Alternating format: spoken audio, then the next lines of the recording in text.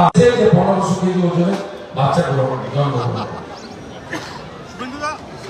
শেখ শাহজাহান বলছে সব রাজনৈতিক চক্রান্ত, সব মিথ্যে কথা বলছে। কে করেছে বুঝতেই তো পারছেন। শাহজাহান বলছে সব রাজনৈতিক ষড়যন্ত্র, সব মিথ্যে। মমতার একটা বাঘ ছিল, এখন নেংটি ইঁদুর হয়ে গেছে। ও সব গোষ্ঠী, ওরা কোনো ভবিষ্যৎ নেই, ওর ভবিষ্যৎ নেই, ওরা ফিনিশ।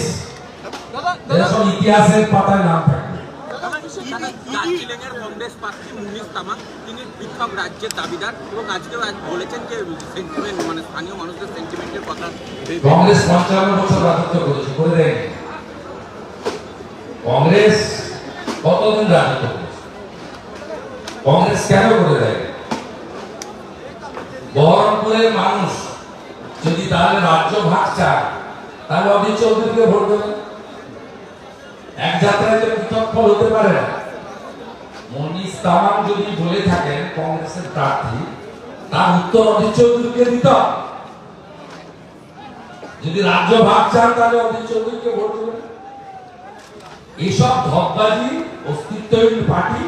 স্বাধীনতার পরে এই প্রথম বিধানসভায় সিপিএম এবং কংগ্রেসের কোনো মেম্বার নেই। আর সাগরদিঘির কথা ছেড়ে দেয়, সাগরদিঘিটা আমাদের সাহায্যে জিতেছিল।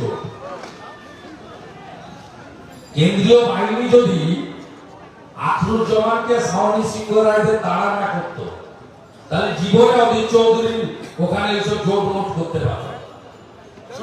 ওসব কথা ছাড়ো, সাগরদিঘিতে কি হয়েছে আমি জানি, আমার থেকে বেশি বুঝি।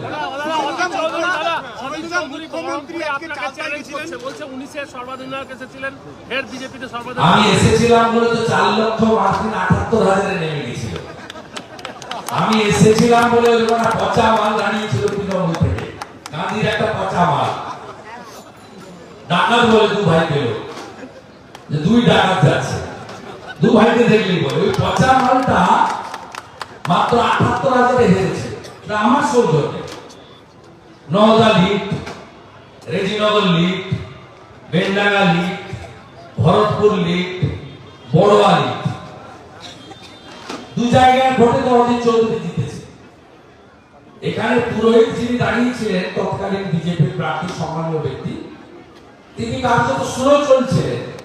এবং আমি মনে করি ভারতীয় জনতা পার্টি কর্মীরা ভোট দিয়েছে বিজেপির প্রার্থী, কিন্তু সনাতনীরা শক্তিপুর থেকে সর্বাঙ্গপুর তাদের ভোটে উনি জিতেছিলেন। বলেছিলেন আমি মসিয়া। এখানে তৃণমূলের যে গুন্ডারা আছে, মান্নান হোসেন ছেলে, ওটা অধীর চৌধুরীর ভাষায় বল, মান্নান সাহেবের ছেলেরা যারা গুন্ডারা আছে তাদেরকে আমি রুখে দেব। তাই মানুষ ওনাকে ভরসা করে ভোট দিয়েছিলেন। আর এবারে আমি নেই, মালদা মুর্শিদাবাদে তৃণমূল নিশ্চিহ্ন হবে। আপনি শুধু মিলিয়ে নেবেন ভোটের দিন, আপনার সঙ্গে 4 তারিখে বিকেল বেলা কথা হবে।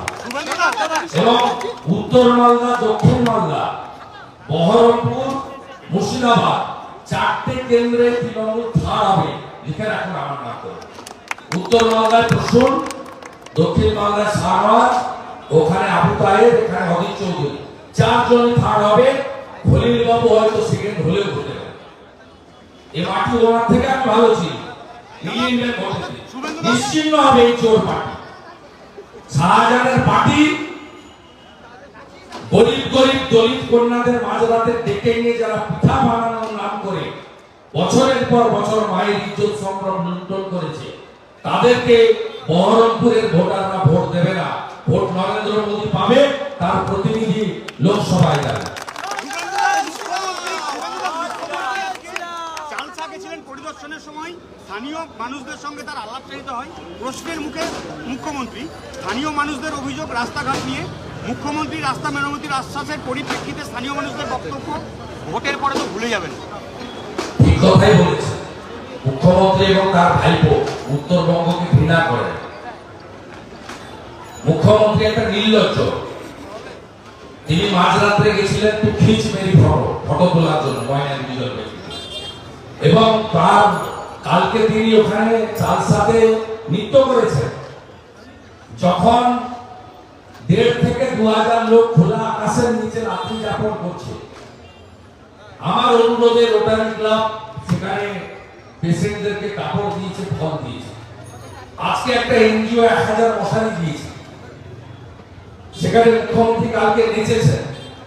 আর মুখ্যমন্ত্রী ভোটের জন্য চার্চে গিয়ে খ্রিস্ট ধর্মের লোকেদেরকে উস্কানি দিয়েছেন। চার্চে গেছেন, প্রেয়ার সবাই করতে পারে। আমরা মনে করি যে কোনো ধর্মীয় স্থান প্রত্যেকটা নিজ নিজ ধর্মের লোকের কাছে পবিত্র জায়গা, কিন্তু সেখানে তিনি বক্তৃতা করেছেন বিশপকে পাশে বসিয়ে, এবং নাম না করে ভারতীয় জনতা পার্টিকে আক্রমণ করেছেন। এই মুখ্যমন্ত্রী বিভাজনের রাজনীতি করেন। এই মুখ্যমন্ত্রীর জন্যই সিএএ কে বিকৃত করে এনআরসির নাম দিয়ে হাজারদুয়ারি এক্সপ্রেস, হেরিটেজ ট্রেন, তাকে জিয়াগঞ্জে আগুন লাগিয়ে পোড়ানো হয়েছিল। আপনারা কেন এত তাড়াতাড়ি ভুলে যান সব কথা? কেন ভুলে যান বেলডাঙ্গা রেজিনগরের স্টেশন জ্বালিয়ে দেওয়ার কথা? এর জন্য দায়ী মুখ্যমন্ত্রী।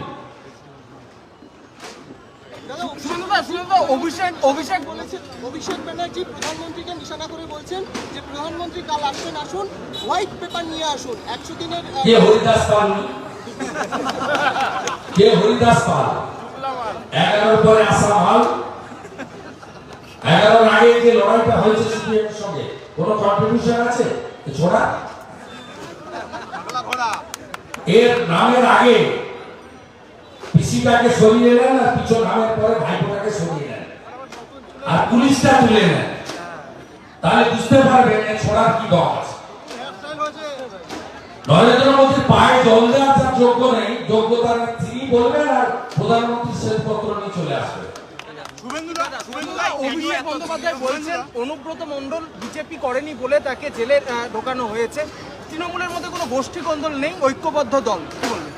এর কথার উত্তর দিতে হবে।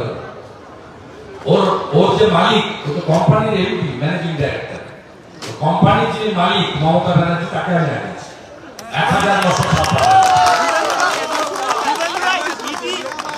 1900 নতুন মামলা করার পরেই আত্মমনাত্মক হচ্ছে মহুয়া মৈত্র, বলছে বিজেপির দরজা খোলা না এলে এবার তিহার। এক্স হ্যান্ডেলে পোস্ট করেছেন মহুয়া মৈত্র, কি বলবেন? লিপস্টিক ঘুষ দেয়, ভ্যানিটিকে ঘুষ দেয়, লোকের কুকুর চুরি করে। ওরে রাজমাতা জিতবে 2 লাখ ভোট, 2 লাখ ভোটে জিতবে। আর ওকে বলবো কাপড় চোপড় গুছা, এবং তো শহরের কেজিপিআই এর মতো হবে, কাপড় চোপড় গুছা, ব্যাগ গুছা। বিজেপি ছেড়ে তৃণমূলে ফেরার বেশ কিছুদিন পর জেট সিকিউরিটি তুলে নিয়েছিল কেন্দ্রীয় সরকার। চলতি বছরের মার্চের লোকসভা ভোটে ব্যারাকপুরে তৃণমূলের টিকিট না পায় অর্জুন সিং এর বিজেপিতে প্রার্থী হলো, এবং তারপরে তাকে জেড প্লাস ক্যাটাগরি সিকিউরিটি দেওয়া হলো, অভিজিৎ গাঙ্গুলিকেও সিকিউরিটি দেওয়া হলো। এগুলো তো আইবি রিপোর্টের উপর নির্ভর করে, এটা তো পলিটিক্যাল ডিসিশন হয়। মুর্শিদাবাদে ভগবান বলায় দেখা গেছে দলীয় কন্দল কোন কন্দল? কালকে গাড়ি ভাঙচুর। কোন কন্দল নেই, কোন নেতার হাতে ভোট নেই। সব ভোটার হচ্ছে নরেন্দ্র মোদীর ভোটার।